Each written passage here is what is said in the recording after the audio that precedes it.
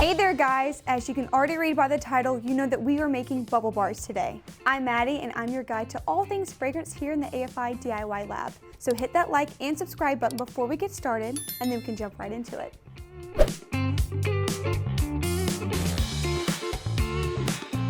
So this recipe is pretty simple to get the hang of, so let's begin with our powdered ingredients first. First is a sodium bicarbonate, which is more commonly known as baking soda, so I'm sure that you have it in your kitchen cupboard somewhere. To follow that up, I'm going to grab our cream of tartar. So our cream of tartar will make these bars fun and easy to work with. So I'm just going to ahead and add that in.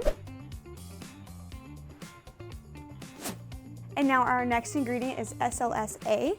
So what this is going to do is going to give the bars tons of bubbles, hence bubble bar. You know, we want lots of bubbles. So I'm just going to add this in. All right, now I'm going to grab my whisk and I'm just going to incorporate all of these ingredients together. Alrighty, now that that's done, we can give these bars a fun color just to make them pop. You can use just about any bath-safe powder colorant to brighten up your bubble bars, but I went with this beautiful yellow here to match our fragrance. I'm just going to do one because I want a nice light yellow, and I'm going to stir it up. Alrighty, now that our dry ingredients are nice and mixed together, we can move on to our wet ingredients. And we just want to make sure that this can clump up into little cakes. So let's start by stirring in our cocamidopropyl bentane. So this is another ingredient that will give our bubble bars, well, extra bubbles. Never hurt anybody, right?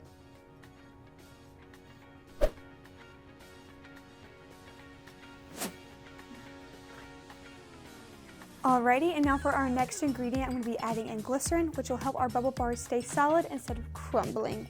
I'm just going to pour this in, and we're just going to stir that in as well. Alrighty, and for our last ingredient is fragrance. So I chose to use AFI's Frangipani. So I already have it pre-measured out, and I'm just going to pour it in here and give it a quick stir. Alrighty, I've noticed that I find it a little hard to mix everything together, so I'm going to grab my handy dandy gloves, and I'm going to knead this, and then we can move on to putting this into our molds. Alright, I'm just going to tap off the excess from this. Start kneading. Oh, it smells so good, and this is so satisfying. Alrighty, I got this nice and mixed together, so I'm going to grab my molds. Alrighty, I have my mold here. As you can see, it's a beautiful flower. And so I'm just gonna take this, crumble it in, and pack it in. Now remember, the bigger the mold, the more bubbly the bath will be. And that being said, I chose these adorable molds that look just like Frangipani flowers. Okay, so I'm just gonna crumble it in each one.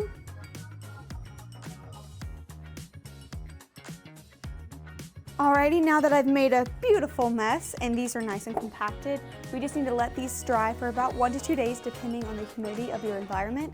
A dehumidifier will really help them harden a lot faster if you want a time crunch, maybe not. But I'll catch you guys in a bit with the finished product. And here they are. They're so cute and I'm so excited to use these.